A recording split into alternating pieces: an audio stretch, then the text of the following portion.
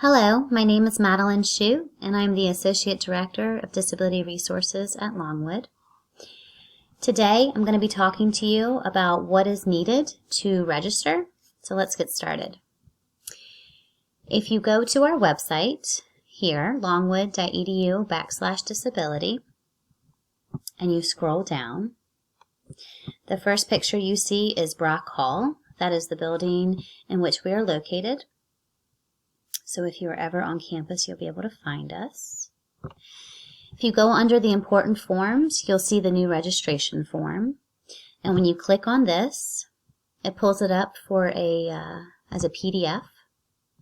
This registration form, we ask that the student complete. It provides us a lot of demographic information as well as some other information regarding the student and what are some barriers they may be experiencing or have experienced in the past with academics. Now the next form that is needed, if you go up here on the right hand side and click on Registering with Disability Resources, under 1 it says to apply, you click on Disability Specific Guidelines, and here is a page that offers a lot of great information. It looks at specific disability, so depending on what the student is diagnosed with, determines which documentation needs to be completed. So the very first one we get to is this ADD, ADHD, and if you click on that PDF, you'll see here that the top part is to be completed by the student, and the bottom part is to be completed by the treating physician.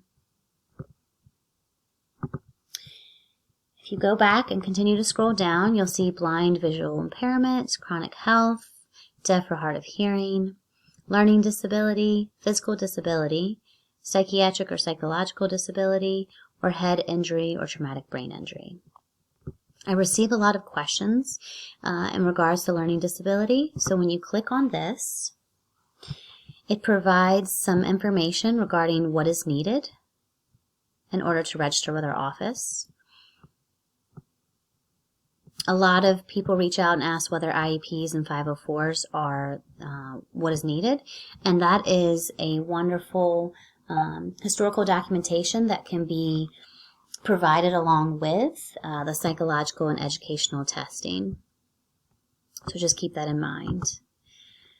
At the top here, I do want to make you aware that it says here diagnostic testing should be no older than 3 years. So please keep that in mind. While there may be times that are appropriate that if the documentation is a little older than 3 years, that's something to take a look at. So when in doubt, go ahead and send me what you have, and I will always reach out if I have specific questions or if I need additional information. So once you have completed, the student completes the registration form, and the doctor, psychologist, psychiatrist, whomever completes the following forms. If we do look at, say, verification of disability form, this is also something that the doctor completes. Okay. So now what? Now you've got the registration form, the verification of disability form, the ADHD form, maybe a 504, an IEP, some testing. The next thing is to send it to us. There are 3 ways you can send it to us. We do accept snail mail. We are located in Brock Hall. That is our address. You can find our contact information on the right-hand side of every web page under our website, on the right-hand side at the bottom. This number here is our main number that you can call us. If you'd like to fax the completed documentation, you can do so at that number. Or this disability resources at longwood.edu is our email. Our professional staff of 3 receives it, so you can send that documentation to that email as well. If you click on staff and you've got a specific question for one of us, you of course can reach out.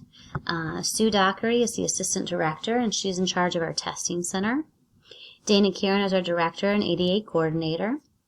And myself, Madeline Shute, is the associate director. I am in charge of doing a lot of the intake meetings.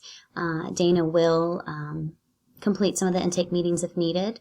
But basically what an intake meeting is where the student and myself sit down. Normally it's a face-to-face meeting, and we discuss what are some academic accommodations that the student may have had in the past, or some barriers they may have had to kind of jump through. What are some hurdles they really struggled with, and what are some things that we can potentially put in place here at Longwood. Due to our current situation with COVID-19, I will happily complete intake meetings via Zoom.